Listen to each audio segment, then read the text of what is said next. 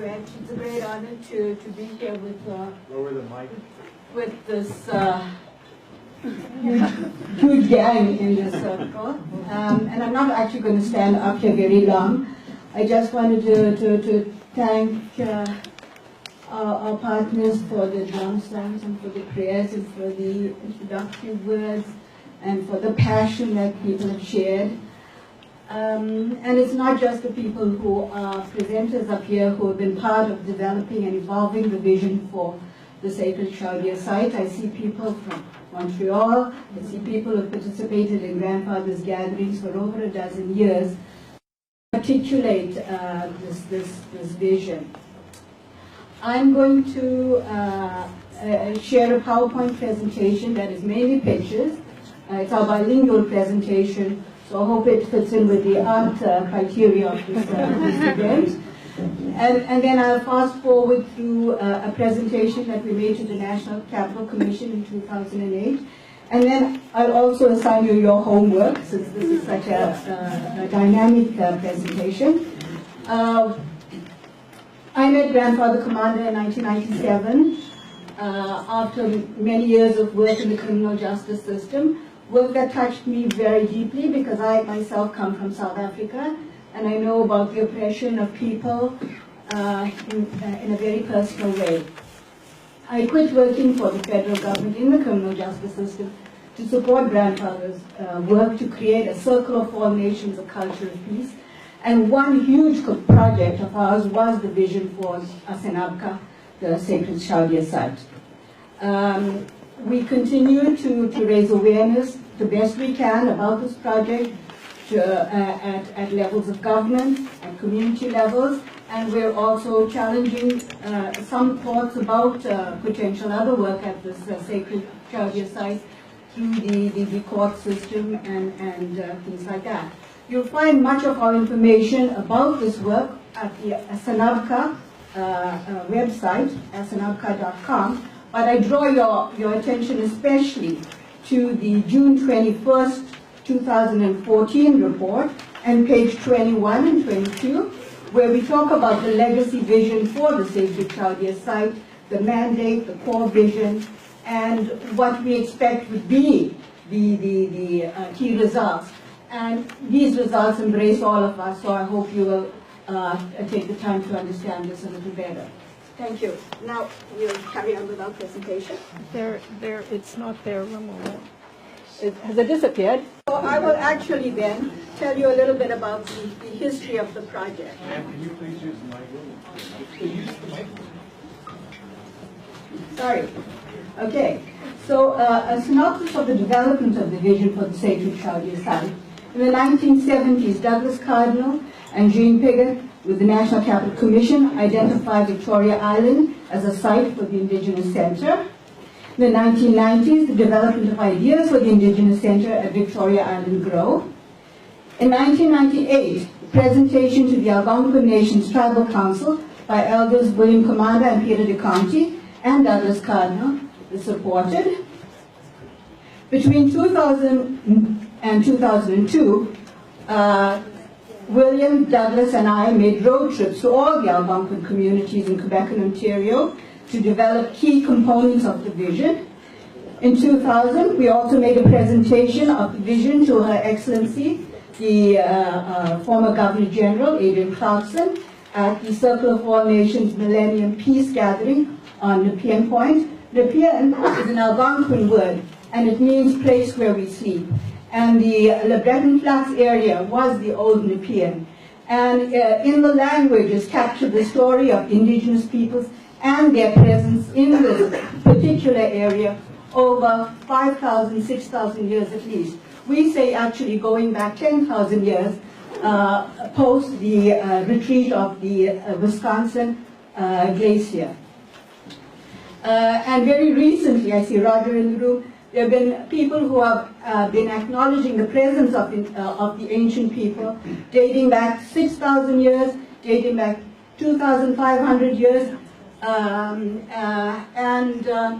in historic times, evident in what was acknowledged by Champlain, by Brulé, terms of the presence of indigenous peoples at this particular site. And actually, just yesterday, I see there's more news about bones being uncovered in this area, which seems to confirm the presence of people here for time immemorial.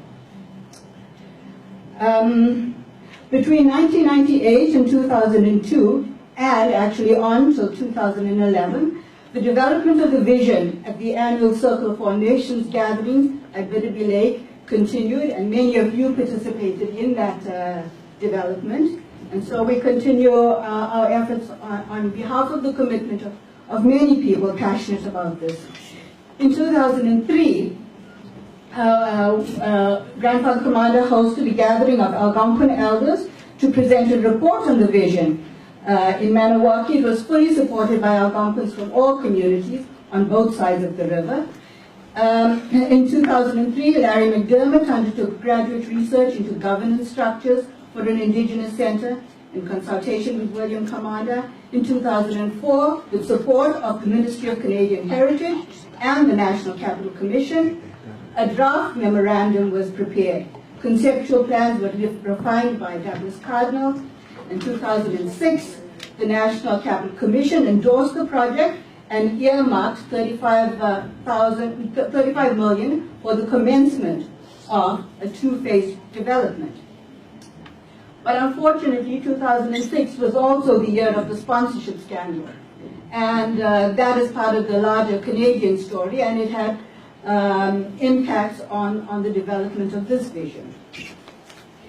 In 2006, Elder Commander was presented with the key to the city of Ottawa. And at that formal public occasion, he presented his vision for the sacred Chaudiere site. One that, oh, we're back up? Well, that's the second presentation. Maybe I'll speed it up to that if you give me some time later. The birch bark print that you might have seen earlier disturbing other people's presentations, that was the vision for the entire site that was presented publicly. But it had already been articulated in 2003 in the 5-circle diagram that you will find on our website. In 2006, the Circle of All Nations Water Life Workshop drew attention to the degradation of the Ottawa River. It resulted really in the animation of Ottawa Riverkeepers and many other efforts to focus on the environmental prong of the vision for the Indigenous Center, respect for the water. In 2006, Elder Commander served as honorary chair to the committee to designate the Ottawa River a heritage river. In 2006 and 2007, the expansion of the hydro development at Chaudiere was challenged by Circle of All Nations and colleagues, further to public discussion, not only with Aboriginal peoples, but with all peoples interested in environmental issues in November 2006. In 2007, Eric Smith, a graduate student, prepared a research report on the removal of dams and the restoration of the site. Later, he presented a master's thesis on the indigenous colonial settler relations at the Chaudiere site. That might also be worth re-examining, because it brings us to some of the continuing issues that impact the evolution and the advancement of our work here. In 2010, Elder Commander presented a comprehensive vision for the sacred Chaudiere site and the Indigenous Center in Victoria Island. And in November 19th, 2010, the City of Ottawa endorsed the comprehensive vision for the site, and it date-stamped every page of the 57-page report. And that 57-page report includes specific mention of wild space in the capital city. In 2011, William Commander presents the comprehensive vision to Her Majesty Queen Elizabeth and to Governor General Mikhai Jean with respect to the honor of the Crown. Now, to a certain extent, Mikhai Jean responded by creating the Dr. William Commander Pavilion at the University of Ottawa.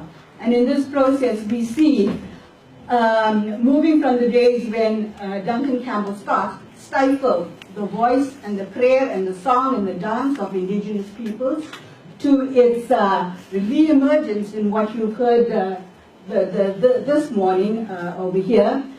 But also, William Commander, we wrote a book about him. We called it Learning from a Kindergarten Dropout. And almost immediately after that, the University of Ottawa presented him with an honorary doctorate degree.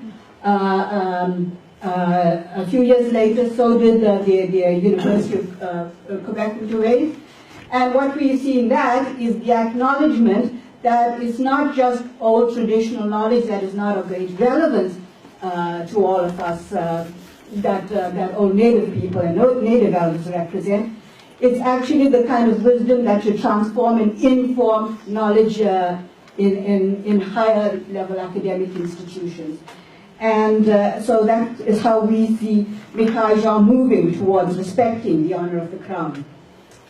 In 2013, Douglas Cardinal upgraded the conceptual designs for the sacred site. In 2013, Peace and Good Governance Citizens Group endorses the Indigenous vision and presents it to former Minister Baird, and also to the UN Rapporteur on the Rights of Indigenous Peoples.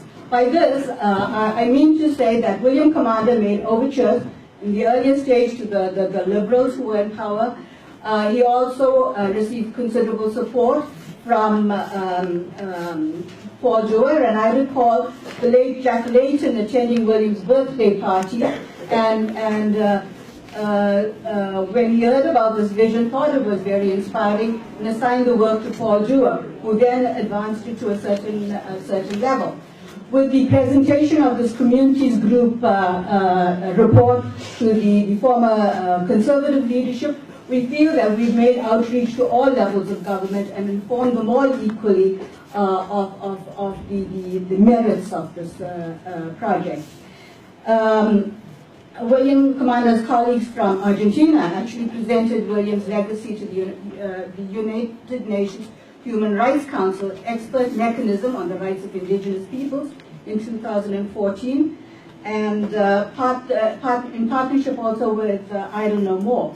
And I would like to say, Idle No More has woken us up here in the capital city, but I'd also like to say, following on the footsteps of Grandfather Commander, who never idled till his dying day at the age of 98. And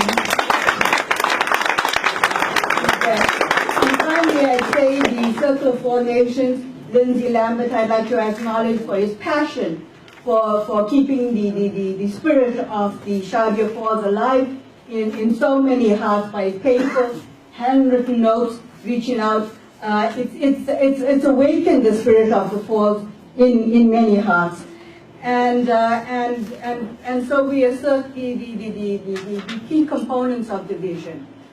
4, an indigenous center on the eastern half of Victoria Island, and you may have seen Douglas Cardinal's conceptual designs.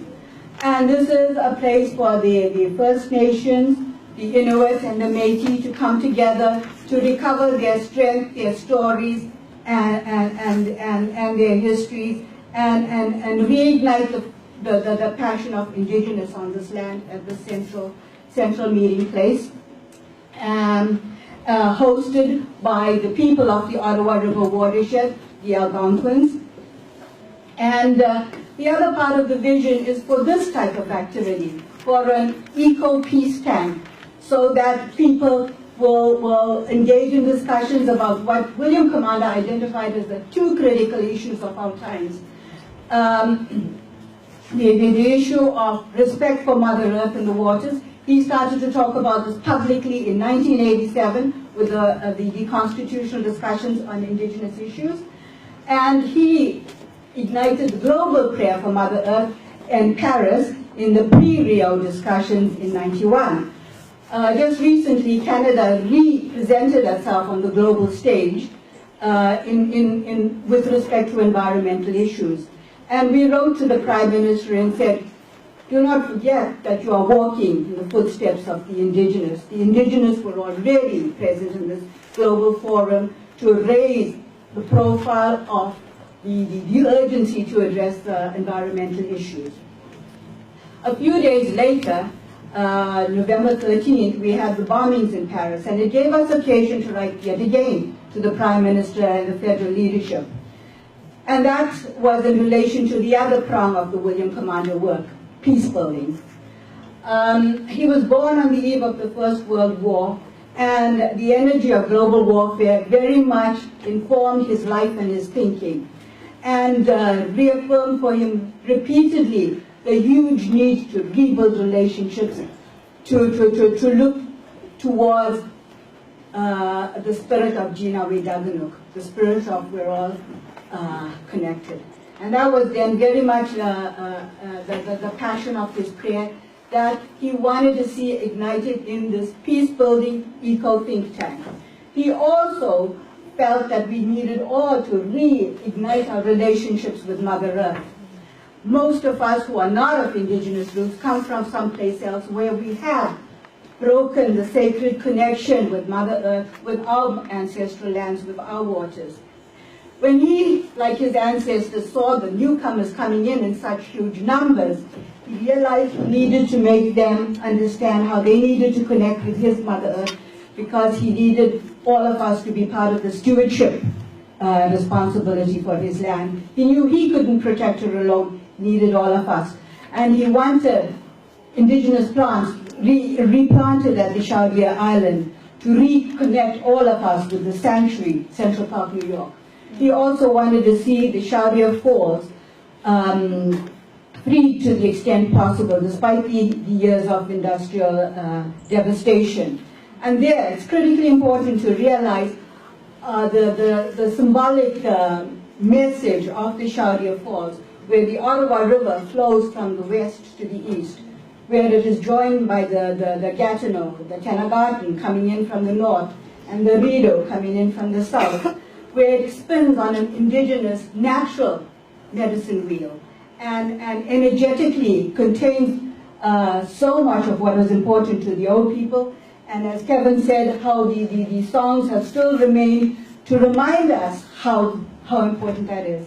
Our PowerPoint presentation started with the spirit of the ancestors, some paintings by Bev Doolittle, and the early ancestors, like exactly Duncan Campbell Scott, being afraid of the big trees and the fearfulness of nature, and going through a whole cycle where now mental health issues are challenging us at every level. Public servants, the prison systems, public schools, where little kids have to be exposed to a month of mental health education. And now our police, our responders to emergency crises are committing suicide. And we see, of course, mental health challenges reflected in the highest levels of our Canadian society today.